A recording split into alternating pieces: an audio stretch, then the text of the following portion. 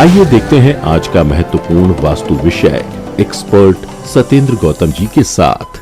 East direction पूर्व दिशा घर में कितनी महत्वपूर्ण है, इसको घर में कैसे डिजाइन करना चाहिए, ऐसी कौन सी गतिविधियां हैं जो यहाँ पे वास्तु अनुकूल हैं और ऐसी कौन सी गतिविधियां हैं जो यहाँ पे वर्जित हैं, जानेंगे आज के वास्तु वीडियो में।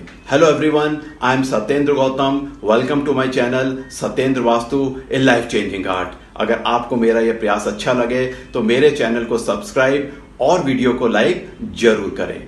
अब हम बात करते हैं पूर्व दिशा के बारे में। यह दिशा सूर्य और इंद्र देवता की दिशा है। इंद्र को बारिश का देवता माना गया है।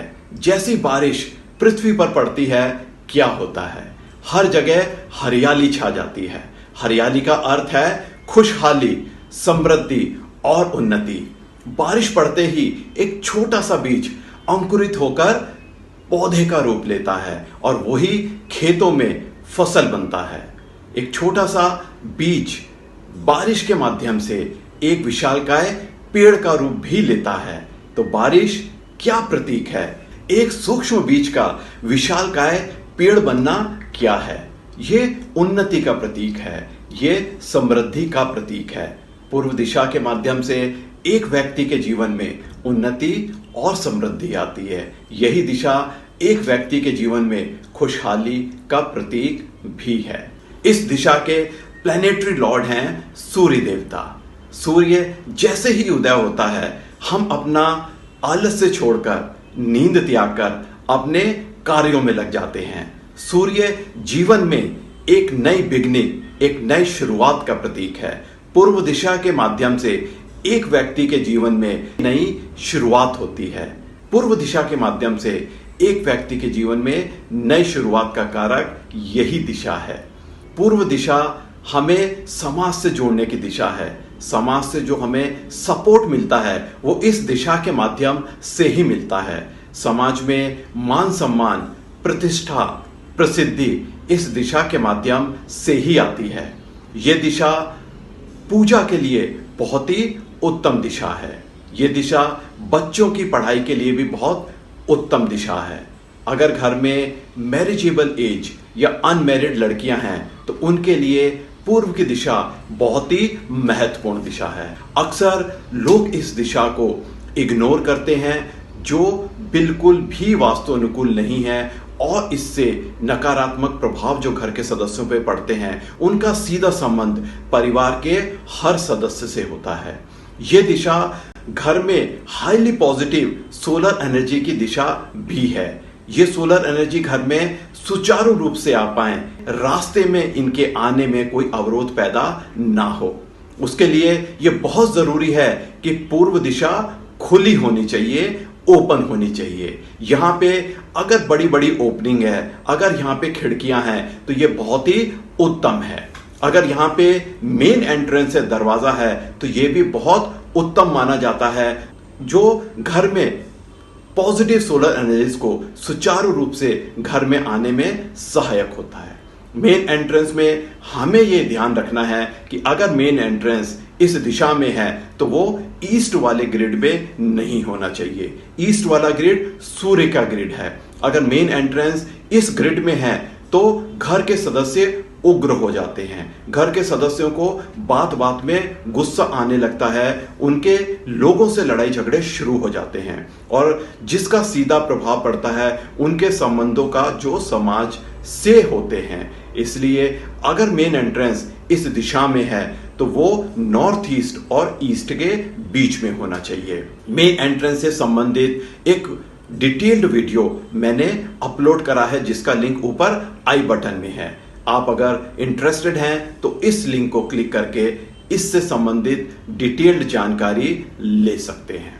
इसके अलावा एनर्जीज घर में सुचारू रूप से आ पाएं, उसके लिए यह बहुत जरूरी है कि पूर्व दिशा हल्की होनी चाहिए, लाइट होनी चाहिए। इसके लिए यहां पे कोई भी ऐसी एक्टिविटी या गतिविधि ना हो जो पॉजिटिव सोलर एनर्जीज को घर में आने में बाधा उत्पन्न करें।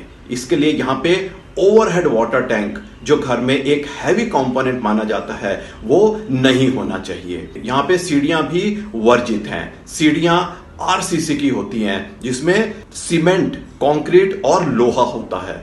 घर में सीढ़ियां एक सबसे ज्यादा हैवी कंपोनेंट मानी जाती हैं और अगर वो पूर्व दिशा में है तो वो यहां पे एनर्जीज को इम्बैलेंस करती हैं जिसका नकारात्मक प्रभाव घर के सदस्यों पर पड़ता है।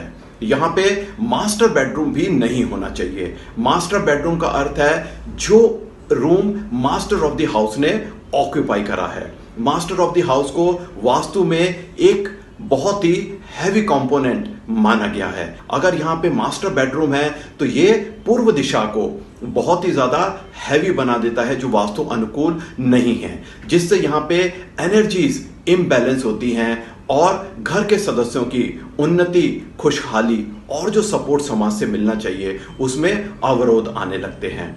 इस दिशा में लिविंग और ड्राइंग रूम होना बहुत ही उत्तम माना गया है। ऐसा होने से पूर्व दिशा हल्की रहती है जो वास्तु अनुकूल है। लिविंग एरिया में हम मेहमानों से मिलते हैं। जो लोग हमसे मिलने आ रहे हैं उनसे वार्तालाप, विचार विमर्श इस रूम के थ्रू ही होता है। अगर पूर्व दिशा में लिविंग एरिया है तो हमारे उनसे संबंध अच्छे बने रहते हैं और हम समाज से जुड़ते हैं और समाज में हमारी प्रतिष्ठा और नाम भी होता है। इसलिए लिविंग एरिया इस दिशा में बहुत ही उत्तम माना गया है। इस दिशा में आंगन या ओपन कोर्टयार्ड होना भी बहुत ही उत्तम माना गया है। आंगन का अर्थ है एक खुला स्थान जिससे ईस्ट डायरेक्शन हल्का रहता है जो वास्तु अनुकूल है। ऐसा होने से यहाँ पे एनर्जी बैलेंस रहती हैं और इससे होने वाले लाभ घर के सदस्यों को मिलते हैं। इसलिए हमें यह सुनिश्चित करना है कि पूर्व दिशा हल्की से हल्की होनी चाहिए। उसके लिए यहाँ पे अंडरग्राउंड वाटर टैंक बहुत ही शुभ माना गया है जो वास्तु अनुकूल है। यहाँ पे बाथरूम, स्नान गृह भी बना सकते हैं बट टॉयलेट यहाँ पे वर्जित है। टॉयलेट एक ड्रेन एक्टिविटी है। अगर हमने ईस्ट में टॉयलेट बनाया तो जो पॉजिटिव एनर्जीज हैं वो ड्रेन हो जाएंगी घर से और यहाँ पे एनर्जी इम्बैलेंस क्रिएट हो जाएगा जो एक बहुत बड़ा वास्तु दोष माना जाता है।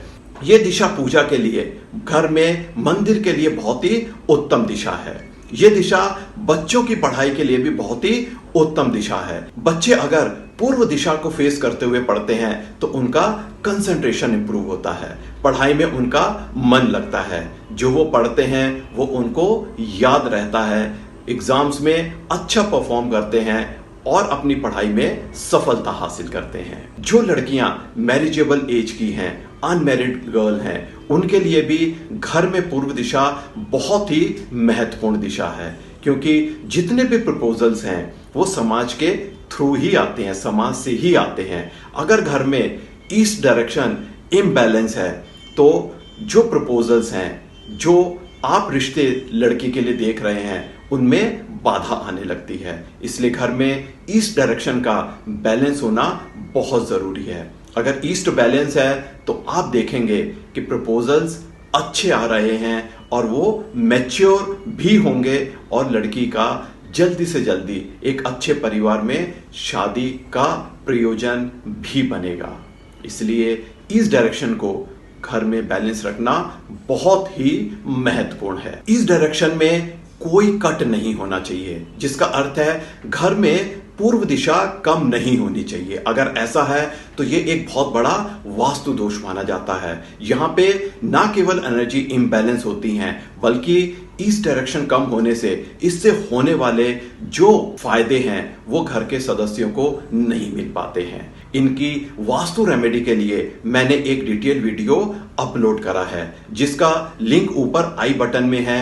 उसको क्लिक करके जो लोग इंटरेस्टेड हैं वो इस वीडियो को देख सकते हैं कि अगर ईस्ट में कट है तो उसको हम कैसे इफेक्टिव वास्तु रेमेडी के थ्रू डील कर सकते हैं, ट्रीट कर सकते हैं या एलिमिनेट कर सकते हैं। इस दिशा को एनर्जाइज रखने के लिए हम यहाँ पे ग्रीन प्लांट्स लगा सकते हैं पौधे यहाँ पे लगाते समय हमें ये सुनिश्चित करना है कि पौधे छोटे हों और वो छोटे गमलों में ही रखे जाएं। यहाँ पे बड़े पौधे और बड़े गमले वर्जित हैं। अगर यहाँ पे छोटे पौधे लगाए जाते हैं तो ये इस दिशा को एनर्जाइज रखते हैं, बैलेंस रखते हैं।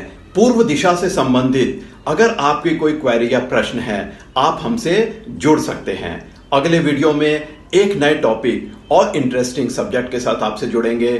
थैंक यू, धन्यवाद। Worried about the Vastu of your home, office? Get the solution online.